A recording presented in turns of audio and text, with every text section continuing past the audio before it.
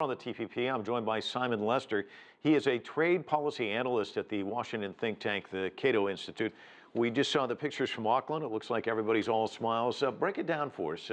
What does this mean to an average citizen in any of these 12 countries, would you say? Well, the TPP is important because it's going to liberalize trade in goods and services. This means we have better access to foreign-produced goods. That's good for consumers here. Lower tariffs means lower prices on these goods, means more competition. So the average consumer will benefit when they go to the store, when they buy services online. One of the things, though, there's been obviously criticism, considerable, I might add. Public Citizen, a nonprofit consumer rights advocacy group, a think tank here in Washington, went back and looked at NAFTA, which was one of the big agreements between the United States, Mexico, and Canada. And they determined 20 years it's been on the books now that it found that there were job losses in the millions, wage stagnation, economic instability as a result of NAFTA, on and on and on. Also some concerns about rules and policies, that sort of thing, protections that were on the book.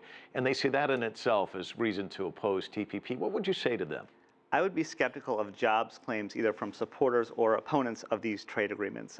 Trade agreements, on balance, most economists would say, don't add to or reduce the overall number of jobs. There's going to be reshuffling in the economy when you start trading with somebody that you haven't traded with before. But overall, there isn't that impact. Again, I would say the focus is on consumer. We are all consumers. You're a consumer, I'm a consumer. We're all better off when we have greater access to goods and services and when companies have to compete.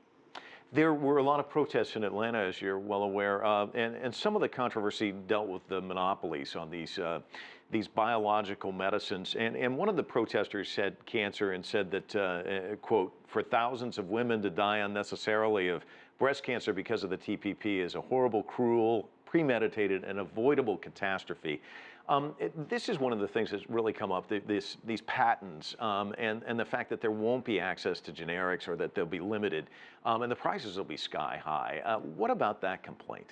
Well, I would say that any piece of legislation or any trade agreement is not perfect. There are going to be good and bad things in there. I've been somewhat critical of the intellectual property provisions myself. I think some of that rhetoric is a bit overheated, but nevertheless, for me, it's a weighing and balancing process. What are all the good parts? What are the bad parts? Where do I come out? But I think there are some legitimate criticisms on things like intellectual property.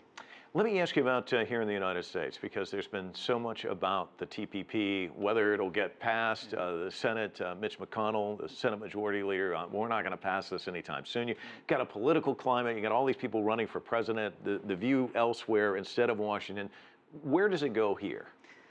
It's going to be very difficult. As you mentioned, Senator Mitch McConnell and others have said no vote, certainly before the election, and maybe no vote after the election either. Maybe not until the new president in Congress has been sworn in. So we really might see kind of a hiatus. The Obama administration would like to get this passed. They're going to keep lobbying Congress, but there are a couple pieces of the TPP that Republicans don't like much, and Senator McConnell in particular. So we really may just have to put off this debate until after the election or even until 2017, and then come back and we'll really get at it.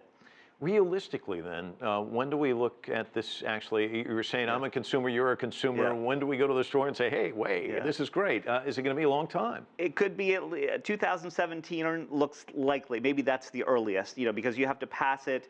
A number of countries have to pass it, and then they have to do some implementing legislation. So it may not be until mid to late 2017 at the earliest. So it's coming, but it could be a little while. All right. Simon Lester, thanks so much for breaking it down for us. Certainly appreciate it.